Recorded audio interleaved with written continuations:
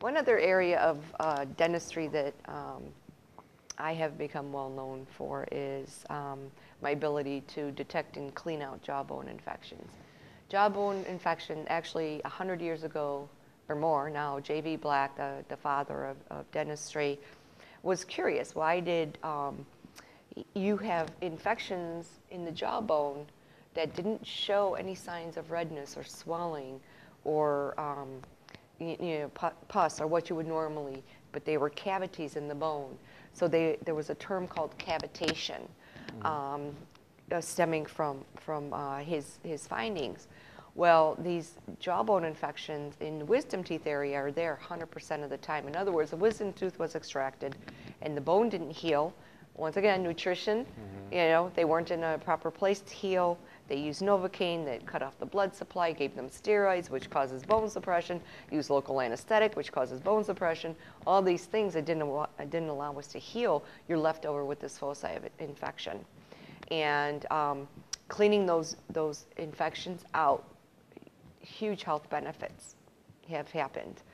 Cancer, ALS, just overall sense of well-being, and little aches and pains, depending on where it is found and which meridian it's attached to, will depend on the level of recovery from that particular infection that the patient sees. So it's very interesting, and we're doing now DNA analysis of the different organisms that we find, dental DNA as a lab out in Colorado Springs, and we can now analyze the bacteria. Not that we know what to do with them at this particular point.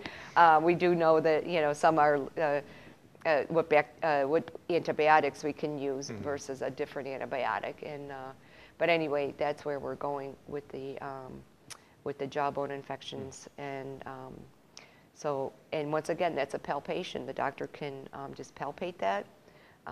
If there's pain, I use a Q-tip. If there's pain, then you know you have a jawbone infection. CAT scans are wonderful diagnostic tools for that. Thermograms are also a nice tool to use, as well as traditional dental x-rays. And cleaning those out, once again, the nutrition has to be addressed. You have to use the right protocol. I don't use Novocaine in my practice when patients are sedated for these procedures, so that I get adequate blood supply, and they fare well.